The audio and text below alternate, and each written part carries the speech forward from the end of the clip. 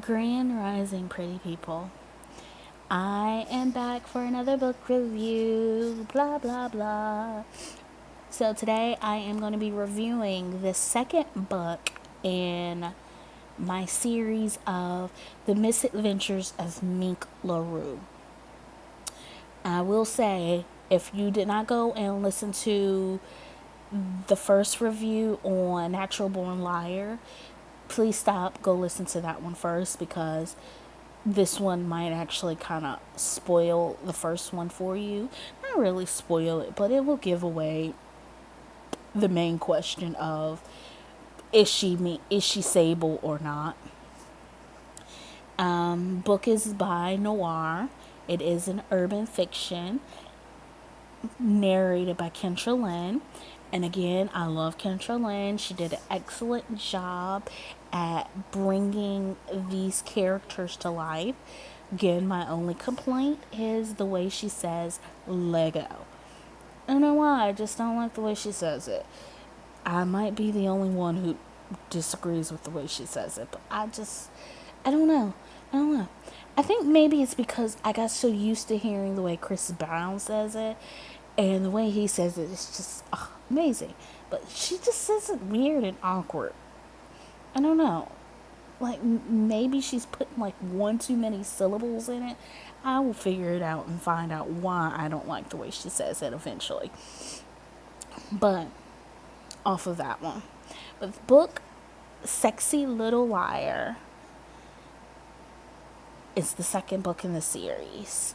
And book kind of picks up where we left off with A Natural Born Liar. Mink has just found out her DNA matched to Sable. So in Natural Born Liar, you find out her DNA matches.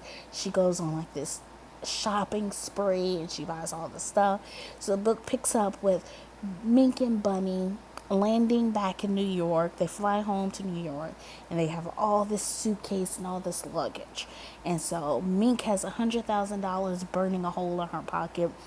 Bunny has $25,000 burning a hole in her pocket. So what do? What happens when you give anyone like that who never had like any type of money like that, a lot of money? They blow through the money. So they blow through all this money and Mink owes people money. So eventually she has to get out of town. Like she has to leave. And so she leaves Harlem and heads back down to Texas because Dane has let her know that Viceroy's condition is worsening and Baron is trying to go to the board so that way they can sign off on him being in control of the board, and that way they can kind of hand out their trust funds, which Viceroy had set up. If anything ever happened to him, his kids will get $300,000 a year unless they do something foul and their record is not clean, then they cannot get the money. So the board is trying to vote on all this. Baron doesn't want this to happen because Baron does not want them to get this money, especially Mink. But Uncle Shug and Dame, they really want this money. Dame needs the money to fight some charges that he has going on at school. So you have that going on. Then, of course, you have Pilar in Baron's ear. She does not want none of them to get the money because that's taking away money from her. And she wants Baron to be all of hers. Baron and Carla have broken up. So, again, Baron is still with Pilar. He's still dating his sister. So again, like I said, you got Mink and Bunny. They go back down to Texas, and they're dealing with all of this. She's enjoying being down there. Of course, Baron does not appreciate her being back, and he's questioning her. Why is she back? He's like, oh, she must ran through all of that money, which is true. She did run through all that money, but they don't know. She claims to come back because Viceroy's condition has worsened and she just wants to be back down by the family. But she knows if his conditioning is worsening, and being that she is declared Sable, she is entitled to that $300,000 a year. So she's down there for that selfish reason alone. So you have all of that. Then another twist is thrown into this book. Baron goes back to Harlem because he meets up with a private investigator who introduces him to Mink's ex-boyfriend, Gutta. Gutta had just came home from doing a bid for selling drugs and all that stuff, and Mink ran away with the money. Mink took his money and ran away, spent up his money. So he's searching for Mink. So Baron goes back to Harlem. He meets up with Gutta. So the day that they're supposed to be flying back down to Texas, because he's going to bring Gutta back down to Texas. The day that they're supposed to be flying back to Texas, they stop at a strip club. And lo and behold, who do they see? They see Mink. But it's not Mink. It's someone who looks exactly like Mink. Her name is Dynasty. Capital D, capital N, with a apostrophe between the Y and the N. And that's how she says her name. It's Dynasty. Capital D, capital N, with an apostrophe between the N and the Y and the N. I don't know why she says it that way, but she says it. But there are some differences between her and Mink. But they look exactly alike. But she's just a little bit more rough around the edges. Like, Mink can clean herself up and look a little polished. But Dynasty comes off like looking rough and ragged. So you find out Dynasty is from Philly. You find out she's from Philly. And you find out that she's also submitted her DNA for a DNA test for Sable. So then Baron decides to leave Gutta where he's at, but he decides to bring Dynasty back home, and he's introducing her to everyone. This is his sister Sable. So he takes into her, but he has alternative motives of why he's taking Dynasty in under his wings.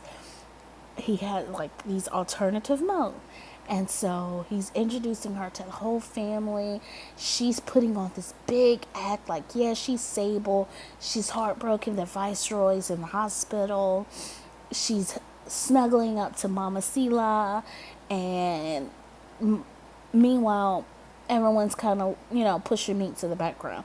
They still acknowledge that Mink is still there, but they're, pushing her to the background. So the whole thing is they're going to go and get them both tested again. They're going to choose 2 different DNA testing labs where no one can tamper with anything, and get them both tested to find out who is who. Like, which one is really Sable. So, before, I forgot to mention, Mink's mother, who she thinks is her mother. Should I say that? Well, anyways, Mink's mother is Jude Jackson. Jude is actually in like assisted living nursing home from brain damage. So you're introduced to her, and I believe we are introduced to her briefly in the first book. Like, you get a little bit of background story on Mink and her growing ups in Natural Born Liar. But the story comes full circle eventually. So, Jude Jackson, she's in this nursing home. So, at the end of this book, which this is really not really a spoiler, but it is a spoiler, Mink gets a call from Peaches, who's still in Harlem, stating that she needs to come back home. Something's happened to her mother. So when Mink gets back up there, her grandmother on her father's side, her Aunt BB, which Aunt BB is described basically as being like, she's a manly woman. Let's put it that way. She's a manly woman. Short haircut, broad shoulders, all that stuff. Manly woman. So the whole family is up there because, Jude is dying. This is her family on her father's side. So when she gets in the room, of course, the mother is trying to say her last words to her, but she has like the tubes in her mouth and everything. So the way the book ends is Jude dies, but Mink finds out some very important information.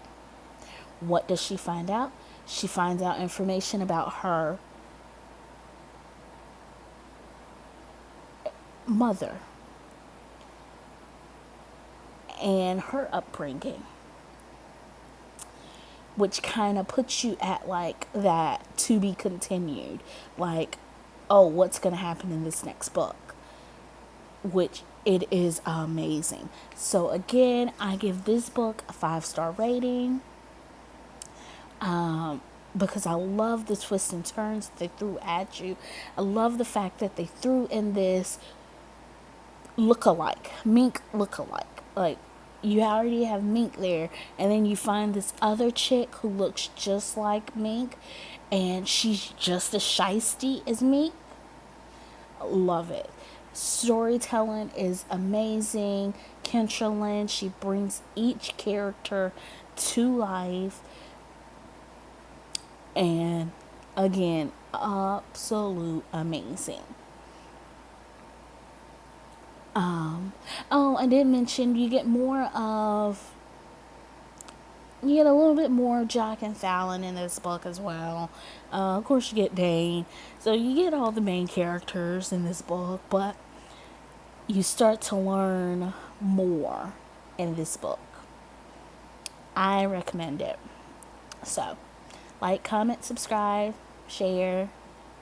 And again, thank you. Toodles.